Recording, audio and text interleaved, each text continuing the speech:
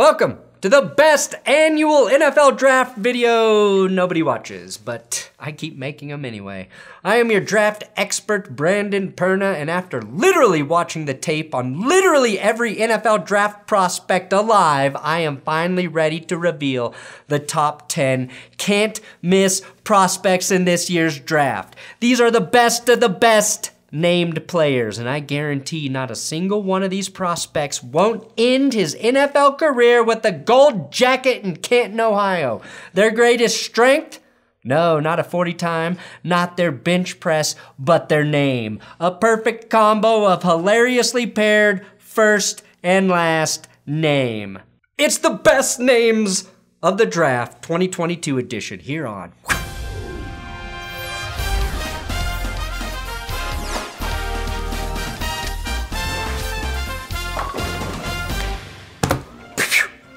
Hey, don't be a cuck. Subscribe to this YouTube channel. Today's episode is sponsored by Blue Block's blue light glasses.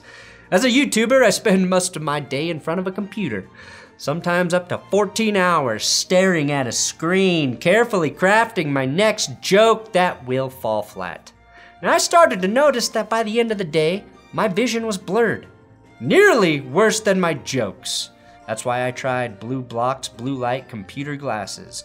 While they won't mitigate the pain of watching your favorite team lose, my eyes felt better and my vision was noticeably clearer at the end of the day. I chose Blue Block specifically for their quality and comfort, which is key when they're on all day, especially as a non-glasses wearing person. Unlike other brands, Blue Block's invested in the science of their lenses, which is why I can do this, and why they work so well. And they come in prescription and non-prescription glasses. So go to blueblocks.com/thatsgoodsports and use the code thatsgoodsports at checkout to get 20% off.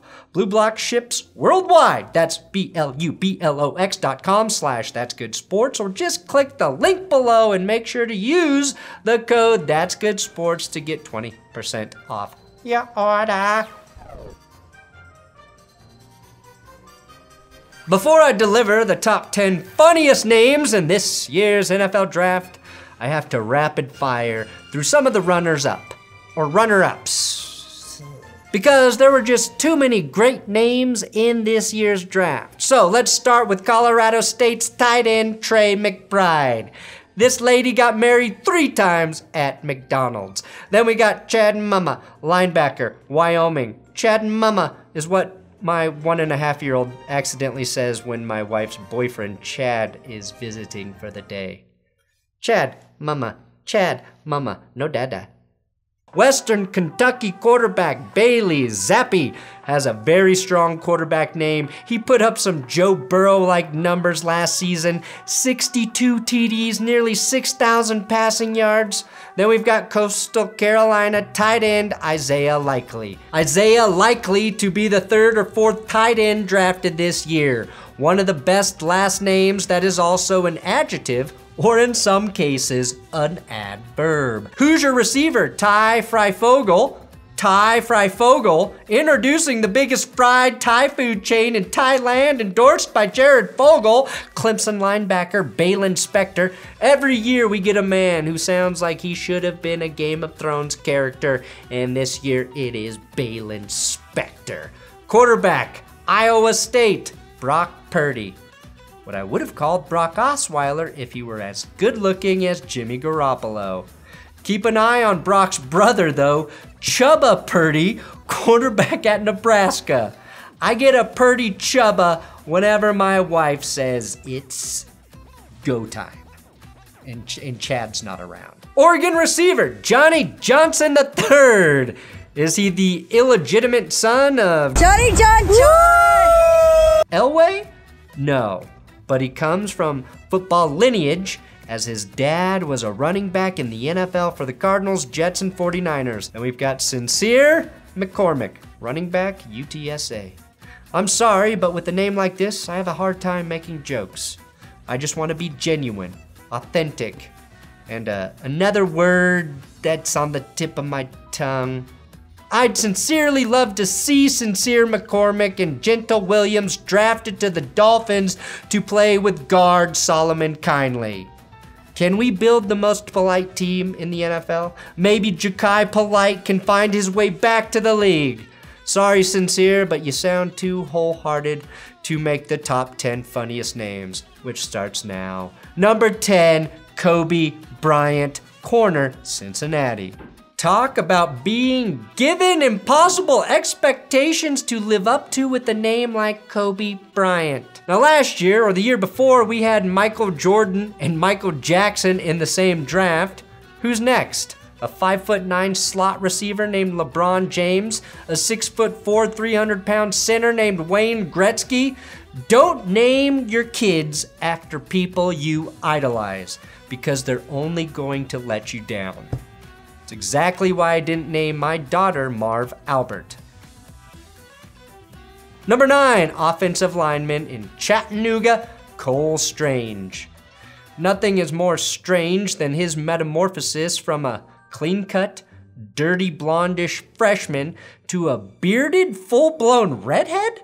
Is this the same guy? Seriously, is this the same fucking dude? Is there a PED that turns your hair red? Because I'm pretty sure this guy is taking it. What's a worse side effect though? Having your ball shrink or turning into a redhead? This happens all the time with redheads though. We all know that this is Andy Dalton now, but here's a photo of Andy Dalton when he came into the league. Astonishing. After his NFL career is over though, I hope Cole Strange goes back to college to get his medical degree so we can call him Dr. Strange. I can't imagine anything more unnerving than finding out my proctologist is named Dr. Strange and then I walk into the probe room to see this 6'6" behemoth snapping a glove over his hand.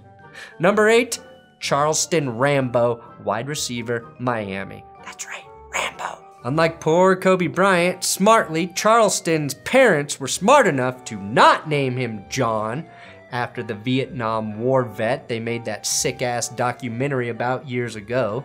And much like John Rambo, who only killed one person in Rambo 1, I expect Charleston Rambo to have a learning year in 2022, and then explode onto the scene with 12, 33, and in year 4, 83 touchdowns to mirror Rambo's kill counts. Number 7, we've got Derrick Deese Jr., tight end, San Jose State. Derrick Deese. Yeah, I know you all know where this one is headed.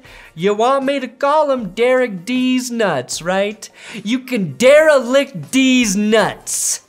There, I said it. And his draft photo? Oh, he looks like he's just waiting for you to say it so he can punch you in Deese Nuts. Imagine if the Buccaneers draft him and Deese plays alongside Rob Gronkowski. And there's only one thing you can deflate: Deese Nuts! Number 6, Texas kicker Cameron Dicker, AKA Dicker the Kicker. Just look at all these college kids touching the Dicker. This is the most PG version of a college dorm bang you will ever see, which is ironic considering this is literally a 6'1" full human-sized dicker. The biggest dicker you have ever seen. The best part of this amazingly named man is that he's the top kicker in this year's draft. Now it's a close call between him and Georgia's incredibly boringly named Jake Camarda.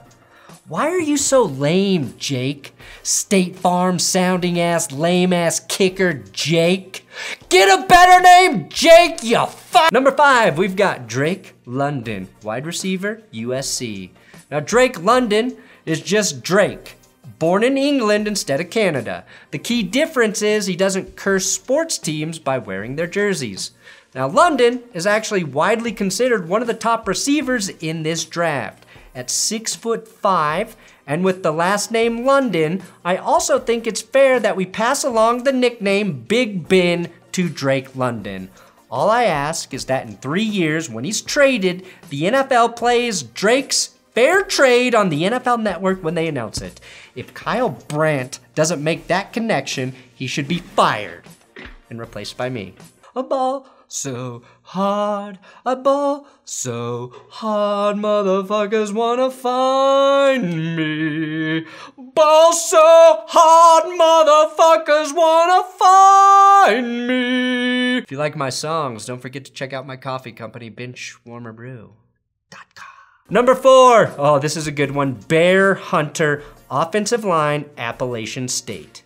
Every year, there's some animal named man from Appalachian State. Clifton Duck's hobbies include winning limbo competitions and, of course, dipping egg rolls in mee sauce.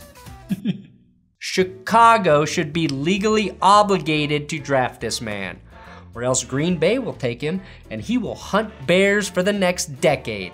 Bear's real name is John, but his grandpa started calling him Bear, and it just kind of stuck around since the 3rd grade. In terms of upgrades, going from a John to a Bear, well, that's like going from a Drew to a Russell. Number 3, Sauce Gardner, corner, Cincinnati. Not only is Sauce Gardner the #1 corner in the draft, he's in the top 3 of my best names. A lot of scouts have compared him to Aqib Talib as a corner, and I think Aqib Talib versus Sauce Gardner is also a fierce battle for the coolest name anyone's ever had. Sauce has one of the most impressive college stats in this draft, maybe ever. He's never allowed a touchdown. Sauce is a great name for a corner, considering Sauce's job is to usually cover stuff. Now, it's hard to burn Sauce, but unfortunately, we will see it happen at the NFL level. Cooper, gonna put Sauce back in the cup. I'm sorry. I am sorry. The most delicious matchup in sports history may be Sauce covering Lamb. I am sorry. Oh, now we're getting to it. Number 2. At number 2, we have Smoke Monday, safety, Auburn, Smoke Monday, cause I work all day Sunday. Honestly, if you can limit smoking to just Monday, that shows great restraint. Smoke Monday sounds like a rejected title for the U2 song Sunday Bloody Sunday. I also want to point out that Smoke Monday's Instagram handle is Before Tuesday, which is an apt observation when you look up the order of the days of the week. I swear to God though, if Smoke and Sauce end up on the same secondary, I'll fucking die. Am I reading the roster for the Browns secondary, or am I ordering Kansas City style barbecue from Andy Reid's play sheet menu? Smoke's greatest flaw though is not having blazing speed, just a 4.52 40. And the most anticipated moment of the year, your #1 named player, Connor Assalley, kicker, Iowa State. Congratulations, Connor Assalley. You're the first kicker to ever land the #1 spot on this list. You even beat Dicker the kicker. First of all though, an Assalley is just slang for butthole. Let's get that out of the way. Now Assalley wore number 96 at Iowa State, which was a huge missed opportunity when he could have easily just flipped the 9 and the 6. Assalley is one of the better kickers in this year's draft class, going 4 for 4 on field goals, but nailing all 15 extra points. Now that's a butthole that's familiar with the gooch. Assalley did hit a game-winning kick against Texas 2 years ago, so Assalley beat Dicker the kicker with a shot down the gooch. Looks like the Dicker got lost again in the Assalley. It's like poetry. It's like poetry if Jack Frost were a real fucking pervert. Oh, I can see it now. The Assalley, not taken by Robert Frost. Thanks for watching this stupid episode here on That's Good Sports. Please subscribe for more humor and football videos, that there is more football talking within said videos. Don't let this make you think I am a clown. I am Mel Kiper, Todd McShay. I know football.